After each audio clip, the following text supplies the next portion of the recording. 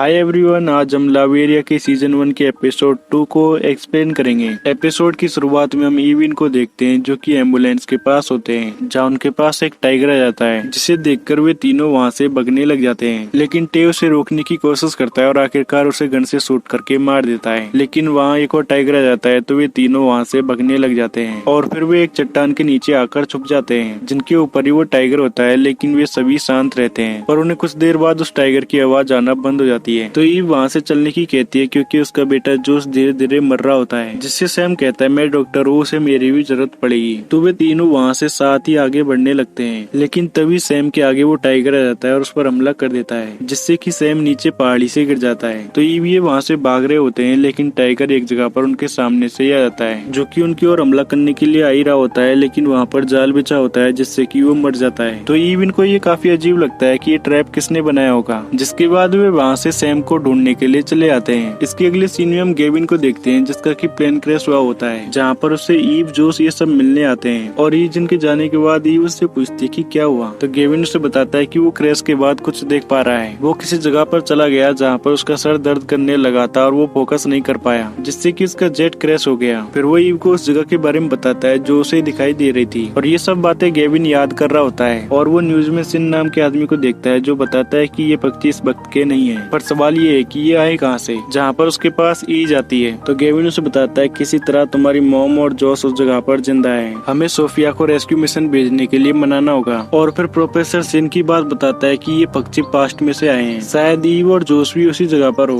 फिर उससे कहता है मुझे पूरा विश्वास तो नहीं है, लेकिन हम इसे साबित कर सकते हैं। फिर हम ईव को देखते हैं जो कि सैम को देखने के लिए बैग चेक करती है, तो वो तो बोटल्स का बैग होता है और एंटीबायोटिक्स का बैग सैम के पास ही होता है। तो टेव से कहता है हम नीचे जाकर सैम को ढूंढ लेंगे और तुम्हारे बच्चे को बचा लेंगे। फिर हम सोफिया को देखते हैं जो कि डीएचएस के ऑफिसर्स को बताती है कि इतिहास की सबसे बड़ी खोज है, हम ये जानने की कोशिश कर रहे हैं कि उस लाइट के आगे क्या है। तो वे कहते हैं हम एक्सप्लोरेटरी मिशन सकते तब तक तुम पता नहीं कर लेते कि उस लाइट के पीछे क्या है। तो सोफिया उन्हें बताती है कि उसके पास कुछ है, जो कि गेविन होता है। फिर हम गेविन को देखते हैं जो कि सिन से मिलने के लिए जाता है, जिससे वो बताता है कि ये बर्ड्स पास्ट से आई हैं। लेकिन सैन उनकी बात पर विश्वास नहीं रखता और उनसे कहता है मैं साइंस पर विश्वास रखता हूँ, ना कि फिक्शन पर। तो गेविन उससे कहता है हम इसे साबित कर सकते हैं और उसे ईव की रिंग को चेक करने के लिए दे देता है, ताकि वो जान सके कि ये कितनी पुरानी है, जिन पर कि सोफिया के कहने पर 2 ऑफिसर्स नजर रखे हुए होते हैं। फिर हम जोश को देखते हैं जिसके पास रिले पानी लेकर आई होती है, लेकिन अब उसे काफी दर्द हो रहा होता है। फिर हम स्काउट को देखते हैं जिसके पास वो पुलिस वाली लेडी मेरी ब्रेथ आती है, जिसे वो बताता है कि वो सिग्नल ढूंढ रहा है ताकि मदद के लिए किसी को बुला सके,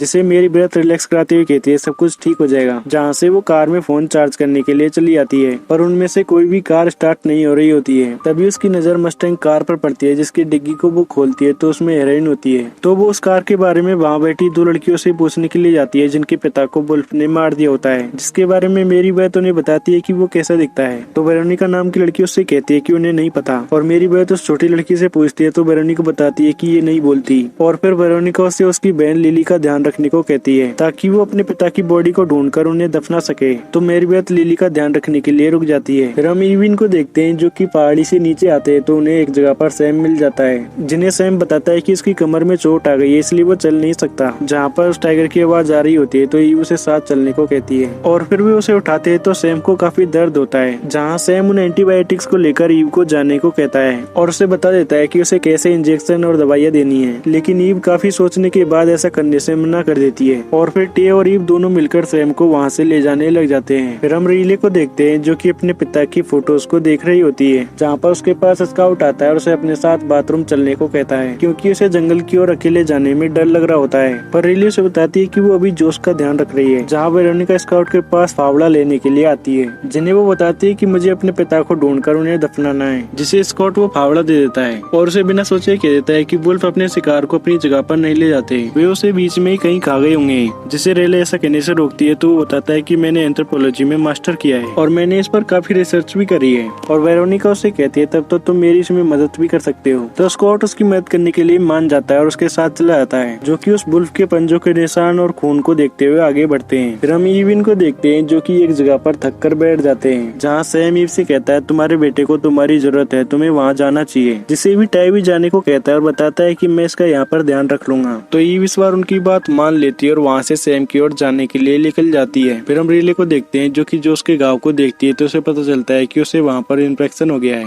और सैम भी उसका चेहरा देखकर समझ जाता है कि कुछ तो प्रॉब्लम है, जहाँ पर उसे काफी दर्द होता है और वो अचानक ही बेहोश हो जाता है। लेकिन अब ईव वहाँ पर पहुँच गई होती है, जो कि उसे अब एंटीबायोटिक का इंजेक्शन दे देती है, पर जोश अभी भी इससे होश में नहीं आता। इसके बाद हम टोनी और बिली नाम के आदमी को देखते हैं, जहाँ पर बिली का चश्मा गुम गया होता है तो उसे ठीक से दिखाई नहीं दे रहा होता है, जिनके पास मेरी बेहत आती है और उनसे लिली का ध्यान रखने को कहती है, जिनसे कि वो उसी 20 इतने साल के लड़के के बारे में पूछती है। तो टोनी उसे कहता है क्या वो हमारे लिए खतरनाक है, लेकिन मेरी बेहत उनसे कहती है ऐसा कुछ नहीं है, लेकिन वो मेरे लिए इम्पोर्टेंट है। जिसके जाने के बाद वे लिली को फोन दे देते हैं ताकि वो यूट्यूब पर वीडियो देखकर अपना मन लगा ले। फिर हम सोफिया को देखते हैं, जिसके पास एडम आता है। जिससे सोफिया गेविन के बारे में पूछती है और कहती है तुमने उसकी फाइल में डेट देखी होगी, उसका इससे कोई कनेक्शन जरूर है, मैं इसे महसूस कर सकती हूँ। उसने ड्रोन और उसके नंबर भी देखे थे, वो किसी तरह लाइट के उस पार देख सकता है। जिससे एडम कह रहा होता है कि मुझे पता है कि तुम्हारे लिए मिशन कितना मायने रखता है। जिनके पास एडम के वे 2 लोग आते हैं जो कि उन्हें गेविन के बारे में बता देते हैं। फिर हम गेविन को देखते हैं जो कि अपने विजन में ईव को बकता हुआ देखता है। इसके बारे में ईव पूछती है तो वो बताता है कि हाँ सब कुछ ठीक ही होगा, और वे जोश इनकी पुरानी बातों को याद करके उन्हें मिस कर रहे होते हैं। जहाँ पर उसे सैन का कॉल आता है और वो उसे बताता है कि उसकी रिंग किसी ने चुरा ली है, जिसके लिए वो बाहर जाता है। तो वहाँ एडम के लोग आकर उसे अपने साथ चलने को कहते हैं। तो गेविन ईव इनको बताता है कि ये डीएचएस से वो जल्दी वापस आ जाएगा। फिर हम ईव को देखते हैं, जिससे कि रीले पूछती है कि मेरे डैड कहाँ पर है। तो ईव उसे बता देती है कि वो पहाड़ से गिरने की वजह से इंजर्ड है। तो रीले उससे पूछती है कि आप उसे छोड़ क्यों आई, और गुस्सा होते हुए बाहर आ जाती है। फिर हम टे को देखते हैं जो कि सैम को लेकर एक जगह पर आराम करने के लिए रुकता है। तो सैम टे को देखकर कहता है तुम बीमार हो, लेकिन टे कहता है मैं बीमार नहीं हूँ। जिससे सैम कहता है मैंने ये सिम्टम्स देखे, तुम जल्दी थक जाते हो और सांस लेने में प्रॉब्लम हो रही है। और उससे कहता है मुझे नहीं पता कि तुम किस चीज से गुजर रहे हो, लेकिन तुम मुझे यहाँ से ले जा नहीं पाओगे। जिसके बाद उससे कहता है तुम वहाँ जाओ और किसी को ढूंढकर मेरी मदद के लिए ले आओ। पर टे उससे कहता है कि वो उसे यहाँ पर अकेला छोड़कर नहीं जाएगा। जिनके पास वही लड़का आता है जिसे कि मेरी बेट ढूंढ रही होती है। फिर हम स्कॉटन को देखते हैं जो बताता है कि हमें खून के निशान अब नहीं मिल रहे हैं, ये लास्ट जगह है जहाँ तक वो हमें मिल सकते थे। जिससे वेरोनिका कहती है मैं समझती हूँ कि तुम्हें वापस जाना है। तो स्कॉट उससे कहता है हम दोनों साथ में वापस जाएंगे, और ज्यादा जगह को देखते हुए आगे बढ़ने की कहता है। और एक ऊंची जगह से देखता है तो उसे वहाँ पर ऊँट दिखते हैं जो कि वहाँ के बुरे पानी को पीने के लिए आ रहे होते हैं, लेकिन स्कॉट उन्हें वहाँ से भगा देता है। और स्कॉट वेरोनिका के पूछने पर बताता है ये ऊँट टार के गड्ढे में जाने वाले थे, जिन्हें बाहर निकालना नामुमकिन होता, मैंने इनकी जान बचा ली। और वो टार को देख ही रहा होता है, तभी वेरोनिका अपने डैड की बॉडी को ढूंढ लेती है, जिससे कि किसी ने पत्थर के पंजे के निशान के बीच में रख रखा होता है। तो स्कॉट उससे कहता है ये जिसने भी किया होगा शायद वो हमारे आसपास ही होगा, हमें यहाँ से चलना चाहिए। लेकिन वेरोनिका अपने डैड को दफनाने के लिए गड्ढा करने लग जाती है और उससे कहती है मुझसे जितना जल्दी होगा मैं उतना जल्दी करूंगी। पर वो अपने डैड की ऐसी हालत देख के काफी दुखी होती है। हम गेविन को देखते हैं जो कि सोफिया इनके पास आता है, जिससे उसे पता चल जाता है कि उन्होंने उसकी वाइफ की रिंग चुराई थी। और सोफिया उसे बताती है कि तुम्हारी वाइफ की रिंग 10,000 BC पहले की है। जिनसे गेविन कहता है मैं सही था, वे पास्ट में चले गए हैं। और वे इसके बारे में पूछते हैं तो गेविन उन्हें बताता है कि मैं पिछले 3 सालों से उस जगह को देख सकता हूँ। जिससे सोफिया बताती है कि हमारे पास एक थ्योरी है जिससे हमें बता सकते हैं कि तुम्हारे साथ ये ऐसा क्यों हो रहा है, और उसे उसके प्लेन क्रैश की डेट बताती है। जिसके बाद उससे कहते हैं तुम्हारा प्लेन क्रैश मोहावी डेजर्ट में हुआ था, जहाँ पर भी एक ऐसा ही सिंकोल था। फिर उसे वो लाइट दिखाती हुई कहती है ऐसी ही लाइट मोहावी में थी। मुझे लगता है कि ये दुनिया से परे है और तुम किसी तरह उस जगह को देख सकते हो, और किसी वजह से तुम मोहावी में इससे जुड़ गए थे। पर गेविन को ये समझ में नहीं आ रहा होता है कि ये मुमकिन कैसे है। तो सोफिया उसे बताती है कि हमें तुम्हें कुछ दिखाना है। फिर हम वेरोनिका को देखते हैं जो कि लिली के पास वापस आ जाती है, और फिर वो लिली को उन लोगों के पास से दूर ले जाती है जहाँ वो उससे पूछती है कि क्या उन्होंने तुमसे कुछ पूछा, और उस पर गुस्सा करते हुए कहती है तुम किसी पर विश्वास नहीं कर सकती, वे लोग हमें समझ नहीं सकते। जहाँ हमें पता चलता है कि लिली बोलती भी है, और वेरोनिका को बताती है कि मैंने उन्हें कुछ भी नहीं बताया। तो वेरोनिका उसे संभालते हुए कहती है अब सब कुछ ठीक है। इसके बाद हम रीले को देखते हैं जिसके पास स्कॉट आता है और उसे बताता है मुझे पता चल गया है कि हम एग्जैक्टली कहाँ पर हैं, और बताता है कि मैंने कुछ ऊँटों को बचाया जो कि टार में जा रहे थे।